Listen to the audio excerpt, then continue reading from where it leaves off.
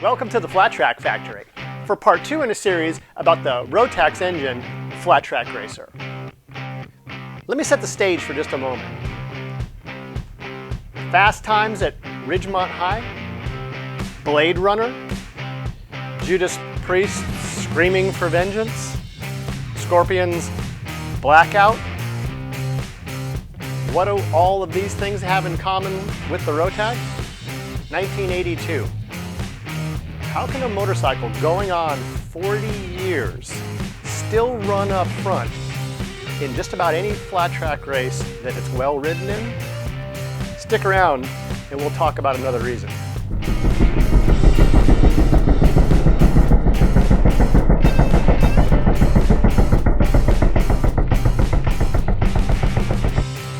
If you came for a simple answer, you haven't watched very many of my videos.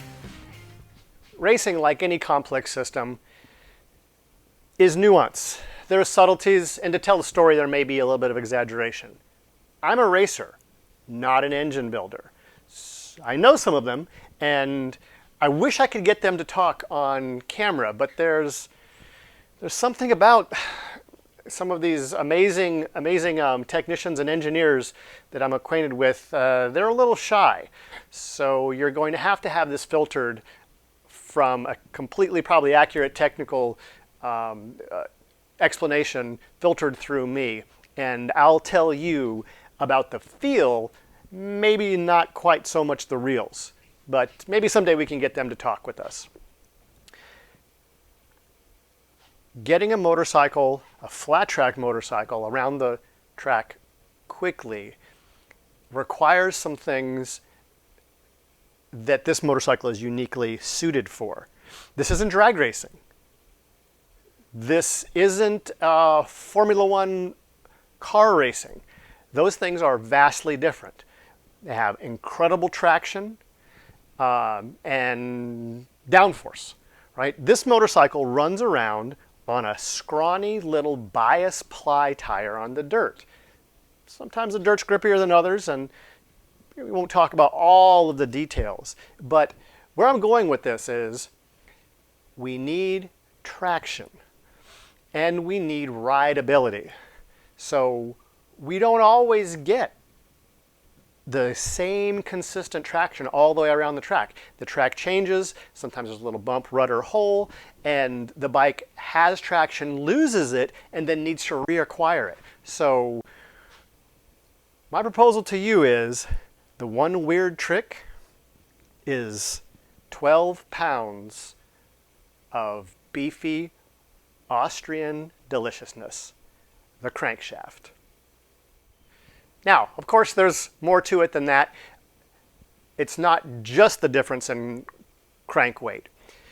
Compared to a 450's crank, generally speaking, this one here, this is a Rotax crankshaft, and I'll put up close-up comparison of the 450.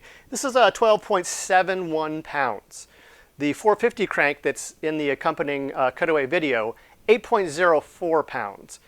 That's a percentage increase from 450 up to Rotax of nearly 60%. That crankshaft adds to the rotating mass of the engine. This engine is not built to do quadruples and float across the top of the whoop-de-doos.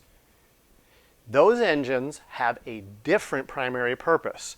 They're built for lightness and quick revving power. I think the Honda 450 rebuild time is, I believe, 15 hours. That's how long those bikes can go.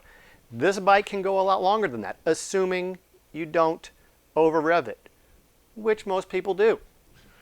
So in total, the Rotax has more rotating mass internally. This resists spin-up, change in the crank speed. If you were to watch the crank speed as you accelerate out of a corner, you would want a relatively smooth, and I'll try to draw this backwards, curve of crank speed as the bike accelerates.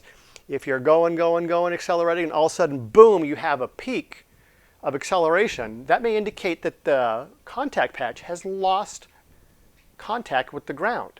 And you somehow have to gain that back. This heavy crank and the other added spinning whirly bits in the engine help resist that peak of acceleration. What does that practically mean? How about a scenario? Coming out of the corner, the Rotax is ka-chunk, ka-chunk, ka-chunk, ka-chunk, pulling that contact patch against the ground, brakes it a little bit.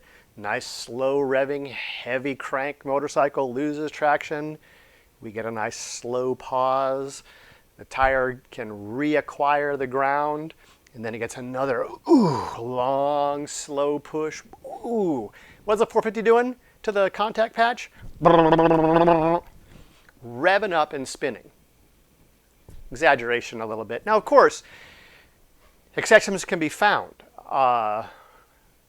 I'm not looking to have flame war in the comments about, oh yeah, what about this rider on this track? They beat a Rotax. Yes. We have a wonderful loose nut that sits right here that does some incredible things with a motorcycle. So yeah, that's stipulated. But for internet circulation, the one weird trick, there it is. It's a big, beefy crankshaft that resists loss of traction. And when it happens, it doesn't happen to the same degree. Rotating mass helps a motorcycle gain traction.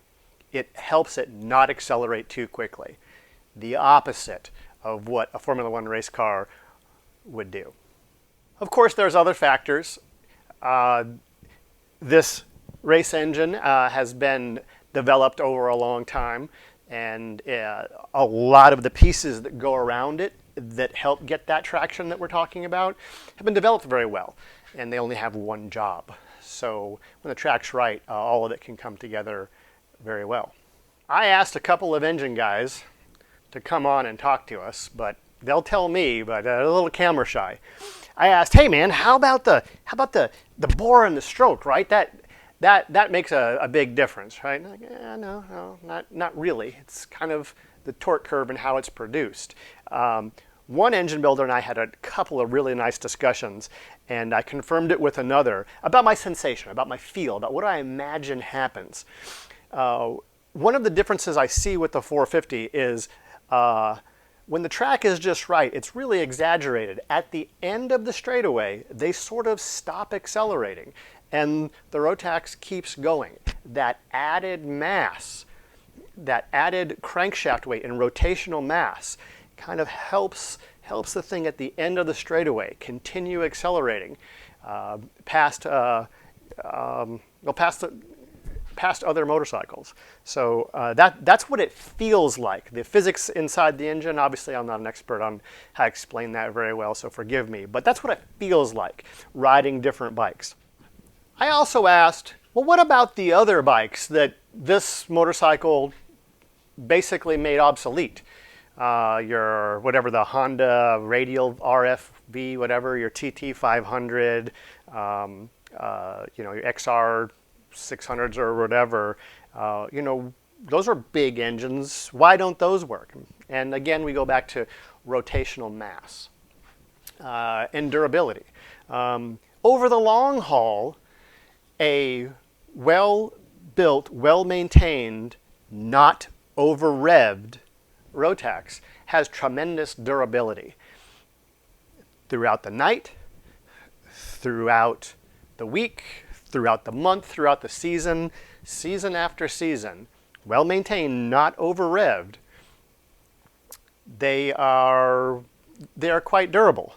Now, if you put a gigantic piston on the end of this crankshaft here and start over-revving it, this thing is going to flex this way as the piston tries to stop and flex this way, and this crankshaft, originally designed to make 40 horsepower, is going to quit. So this is why many people's ear says, you just really need to rev that Rotax up. 999. We do not rev the Rotax. Incidentally, had you been around when there was nothing but Rotaxes, they were screaming. Your ear is just now tuned to 11 and 12,000 RPM, not 7, 8, 8,800.